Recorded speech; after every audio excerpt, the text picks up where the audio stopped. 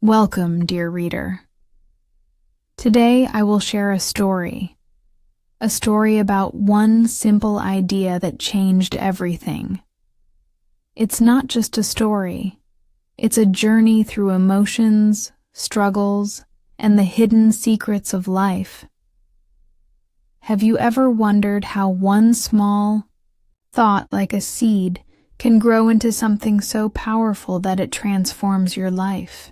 Sometimes we search for big answers, but the truth often hides in the quiet corners of our hearts.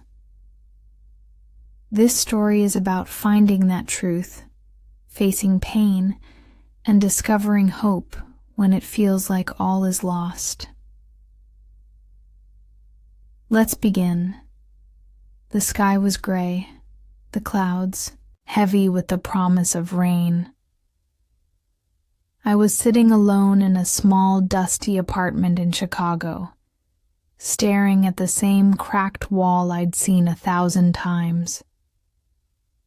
My name is Ethan Parker, and at that moment, I felt like the loneliest person in the world. Life hadn't always been this way. There was a time when laughter filled the rooms, when my heart wasn't so heavy.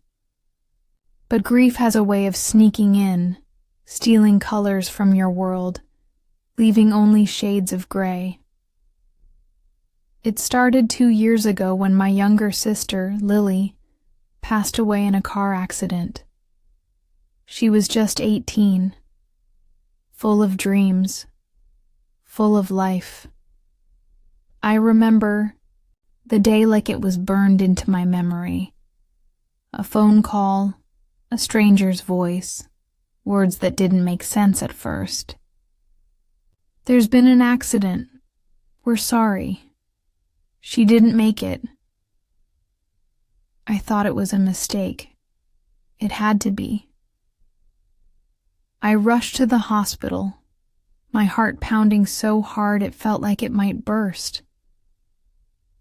But when I saw her lying there, cold and still, the truth hit me with the force of 1,000 storms. Lily was gone. Grief is strange. People think it's just about sadness, but it's more than that. It's guilt, anger, confusion. I kept thinking about the last time we spoke. We had fought. Over. Something silly. Something I can't even remember now. I didn't say sorry. I didn't say I love you. For months, I couldn't breathe without feeling the weight of those unsaid words. I stopped talking to my friends. I quit my job. I pushed away everyone who tried to help, because I felt I didn't deserve their kindness. Thought, what's the point? She's gone. Nothing will ever be the same. And then, one rainy afternoon, everything changed. I was going through Lily's old things, her favorite books, her sketches, the little notes she used to leave around the house. That's when I found it, a letter. It was addressed to me. The B envelope was crumpled, the ink slightly faded. My hands trembled as I opened it. "Dear Ethan," it began. "If you're reading this, it means I'm not around anymore. Don't be sad. I know you'll miss me, and I'll miss you too. But I need you to remember something very important. Life is not about the days we lose. It's about the days we still have. Don't let my absence be the reason you stop living. Live for me. Dream. For me. Laugh for me. Because if you do, I'll never really be gone." I broke down, clutching the letter to my chest, tears streaming down my face. That was the moment, the idea that changed my life. Life is not about the days we lose. It's about the days we still have. Those words echoed in my mind like a heartbeat. I realized I had been drowning in grief, forgetting that I was still here, that I still had a chance to live, to love, to find happiness again. It wasn't easy. Healing never is. But I started small. I went for walks, felt the sun on my face, listened to the birds sing. I called my parents, apologized for shutting them out. I reached out to old friends, told them I missed them. Slowly, piece by piece, I rebuilt my life. I decided to follow a dream I had buried long ago. I wanted to become a writer. Lily always believed in me, even when I didn't believe in myself. She'd say, "Ethan, your words can touch hearts. Don't waste them." So, I wrote. I wrote about pain, love, loss, and hope. I poured my soul onto paper, and for the first time in years, I felt free. My first book wasn't perfect. It had flaws, just like me, but it was real, raw, and honest. When it was published, I received letters from people who said my story helped them through their own grief. That's when I understood. Our pain isn't just ours to carry. When we share it, when we turn it into something beautiful, it becomes a light for others lost in the dark. Life didn't magically become perfect. There are still days when I miss Lily so much it hurts. But now, I carry her in my heart, not as a wound, but as a part of my story, a chapter filled with love. I visit her grave every year on her birthday. I sit quietly, read her favorite poem, and whisper, "I'm living, Lily, just like you asked." So, dear reader, if you've made it this far, here's what I want you to remember. Grief is not a sign of weakness. It's proof that you've loved deeply. Healing doesn't mean forgetting. It means carrying memories with grace. One small idea can change your life. For me, it was a letter. For you, it might be this story. You are still here. You still have days left. Make them count. Thank you for reading. But the story doesn't end there. Life has a way of teaching us lessons when we least expect it. After that letter changed my life, I thought I had learned all I needed to know about grief and healing. But life had more to show me about love, loss, and the fragile beauty of human connection. Months after I published my first book, I received an email from someone named Emily Harper.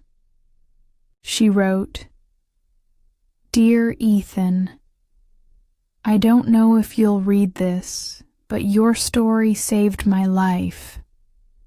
I lost my brother last year, and I thought I'd never smile again. Then I read your book. It felt like someone finally understood what I couldn't put into words. Thank you for reminding me that it's okay to live, even when someone you love is gone. Her words hit me like a wave. I had written my story to heal myself, but somehow it had reached someone else's heart. I replied, and that simple exchange grew into a friendship. Emily and I started writing to each other regularly. We talked about everything: our grief, our fears, our small victories. She was a painter, and she'd send me pictures of her art. Her paintings were full of color, even though her heart had been through so much darkness. It was strange how two broken people could help each other heal. But that's the thing about brokenness. It lets the light in. One day, Emily wrote, "I've decided to visit Chicago. I want to see the city where someone's words brought me back to life."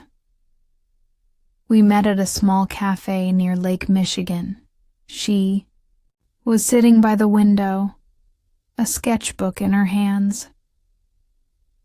When she looked up and smiled, it felt like the first warm day after a long winter. We spent hours talking about Lily, about her brother, about the dreams we thought we'd lost. It wasn't like in the movies. There were no perfect lines, no magical music playing in the background. Just two people sharing their stories, letting the silence between words be filled with understanding. Over time, our friendship grew into something deeper. But love, when it comes after grief, is complicated. I was terrified of losing someone again, of feeling that same unbearable pain. I kept thinking, what if I let myself love her, and then life takes her away too? One night, sitting under a sky full of stars, I confessed my fear. "I'm scared," I whispered. "I don't know if I can survive losing someone again." Emily took my hand, her eyes gentle. "Ethan, love isn't about avoiding pain. It's about finding someone worth facing the fear for." Her words were simple, but they broke something open inside me. I realized I had been living halfway, alive but afraid, breathing but not fully living. Loving Emily didn't erase my grief for Lily, but it showed me that my heart was still capable of holding joy alongside sorrow. Years passed. Emily and I built a life together, one filled with books, art, and the quiet comfort of knowing we had both survived the worst and still found something beautiful. But life, as always, had one more lesson. It was a crisp autumn morning when I got the call. Emily had been in an accident. As I rushed to the hospital, my heart raced with a familiar, dreadful rhythm. The sterile hallways, the smell of disinfectant, the hushed voices. It was like being pulled back in time to the day I lost Lily, but this time was different. Emily survived, but she was injured, her body fragile, her spirit shaken. Sitting by her hospital bed, holding her hand, I felt the weight of my old fear pressing down on me. And then I remembered Lily's letter. Life is not about the days we lose. It's about the days we still have. Emily was still here, I didn't know what tomorrow would bring, but I had today, and that was enough. When Emily recovered, we decided to do something we'd always talked about. We opened a small art and writing studio, a space for people to tell their stories, to find healing through words and colors. We called it Lily's Light. People from all walks of life came, grieving parents, lonely teenagers, veterans haunted by memories, artists who had lost their spark. And in that little studio, surrounded by stories and paintings, I saw something beautiful. Pain doesn't disappear. Loss doesn't get erased. But when we share our stories, when we turn our grief into something meaningful, it becomes a bridge, a way to connect hearts that might have otherwise remained broken and alone. Now, as I sit here writing this, Emily is beside me, sketching a new painting. The sun is setting, casting golden light across our small apartment. I think about Lily. I think about the letter that changed my life. I think about how one idea, one simple thought can ripple through time, touching lives in ways we never expect. So, if you're reading this, and you're carrying pain that feels too heavy, here's what I want to tell you. You are not alone. Even when it feels like the world has forgotten you, there's someone out there who understands. Your story matters. Every tear, every scar, every moment of hope, it's part of a story that only you can tell. It's okay to love again, even after loss, even after heartbreak. Your heart is stronger than you think. Today is a gift. You don't have to fix everything. Just be here. Breathe. Feel the sun on your face. That's enough. And if you ever doubt that one idea can change a life, remember mine did. It was just a letter, just a few words, but it saved me. And maybe, just maybe, this story will save someone too.